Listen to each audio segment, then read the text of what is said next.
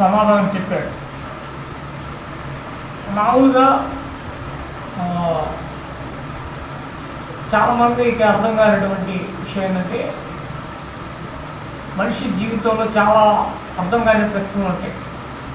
గుడ్డివాడిగా ఎందుకు పుట్టాడు, లేదా పుట్టుకతోనే కుంటివాడిగా ఎందుకు పుట్టాడు, లేకపోతే అతని జీవితం అలా ఎందుకైంది, ఇలా మనిషి జీవితంలో చాలా ప్రశ్నలు ఉంటాయి. ఎన్ని ఏంటంటే మనుషులకు అర్థం కాదు.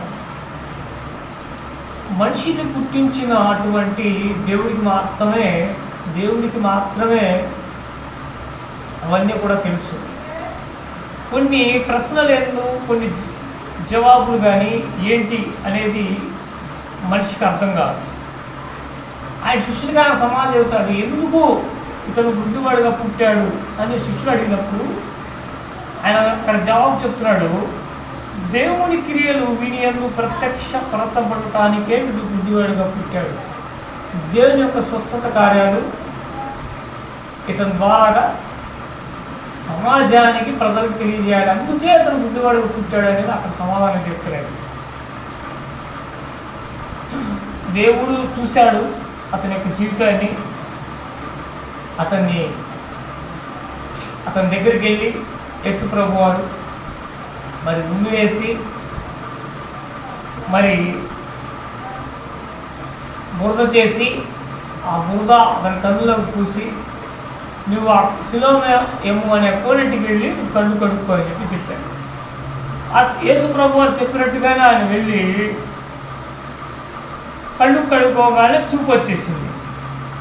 ఒక్కసారిగా ఇల్లు అప్పటిదాకా అతనికి ఏమీ కనపడదు, అంత చీకటి. అలాంటిది ఒక్కసారిగా అతను కళ్ళు వచ్చేసరికి, చూపు వచ్చేసరికి అతను ఈ లోకాన్ని చూసి చాలా ఆనందంతో గంతులు వేశాడు. అలా అతని జీవితంలోకి యేసు ప్రభు వారు ఎప్పుడైతే అతను కలుసుకున్నాడు, ఇతను ఎప్పుడైతే యేసు ప్రభు వారిని కలుసుకున్నాడో, యేసు ప్రభు వారు ఎప్పుడైతే అతని జీవితానికి స్వస్థత ఇచ్చాడో, అతని జీవితంలో ఆ గుడ్డివాడి జీవితంలో ఒక వెలుగు వచ్చేసింది. అయితే ఇక్కడ తర్వాత మనం గమనిస్తే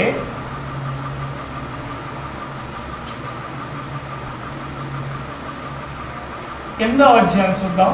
కాబట్టి పొరుగువారును వాడు భిక్షకుడని అంతకుముందు చూచిన వారు కూర్చుండి భిక్షమెత్తుకున్నవాడు కాడా అనేది,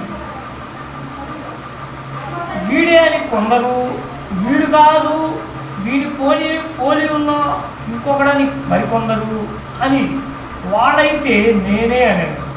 వారు నీ కన్నులు ఎలాగ తెరవబడినను వాడిని అడుగుగా, వాడు యేసు అని ఒక మనుషుడు బురద చేసి నా కన్నుల మీద పూసి, నీవు సిలోయమను కోనేటికి వెళ్ళి కడుక్కోమని నాతో చెప్పాను. నేను వెళ్ళి కడుక్కొని చూపు పొందుతున్నాను.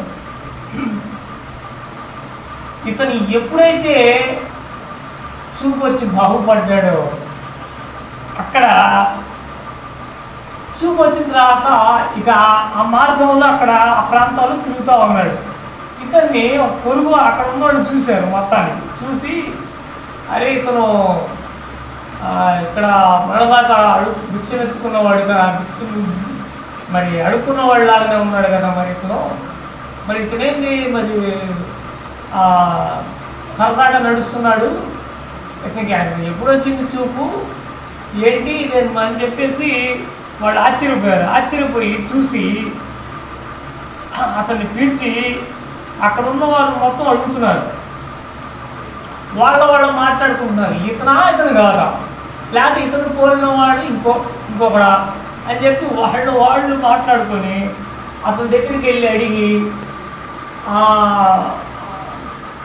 నీ కన్నులు ఎలాగో తెరవబడి అని చెప్పి వాళ్ళు ప్రశ్న వేశారు.